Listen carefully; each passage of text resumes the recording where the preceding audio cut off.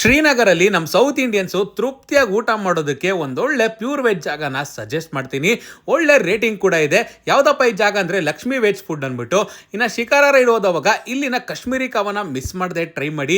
ಇಡೀ ವರ್ಲ್ಡ್ಗೆ ಇದೊಂದೇ floating post office ಗುರು ಇರೋದು. So welcome to Bangalore to Kashmir ಸೀರೀಸ್ನ ಡೇ 9ಗೆ. ಹಳೆ ವಿಡಿಯೋಗಳು ನೋಡಿದ್ರೆ ನಿಮಗೆ ಇದ್ರ ಲಿಂಕ್ ಸಿಗುತ್ತೆ. ಸೊ ನಾವು ಕೂಡ ವಿಡಿಯೋಗಳೆಲ್ಲ ನೋಡಿ ಸ್ನೋ ಸಿಕ್ಕಾಬಟ್ಟೆ ಇರುತ್ತೆ ಅಂದ್ಬಿಟ್ಟು ಟ್ರೈನ್ ಹತ್ಕೊಂಡು ಶ್ರೀನಗರಿಂದ ಬಾರಾಮುಲ್ಲಾ ಕಡೆ ಹೋದ್ವಿ. ನಾವು ಮಾಡಿದ ದೊಡ್ಡ ಮಿಸ್ಟೇಕ್ ಅಂದರೆ ಅದು.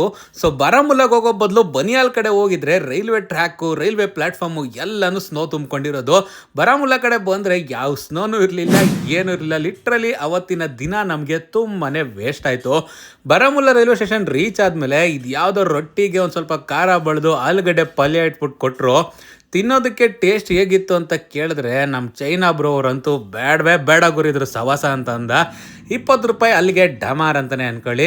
ಸೊ ಅಲ್ಲಿಂದ ನಾವು ಮತ್ತೆ ಬಂದಾರಿಗೆ ಸುಂಕ ಇಲ್ಲ ಅಂದ್ಬಿಟ್ಟು ಬಾರಾಮುಲ್ಲಾದಲ್ಲಿ ಮಧ್ಯಾಹ್ನಕ್ಕೆ ಟ್ರೈನ್ ಹತ್ಕೊಂಡು ರಿಟರ್ನು ಶ್ರೀನಗರ್ ಕಡೆ ಬಂದ್ವಿ.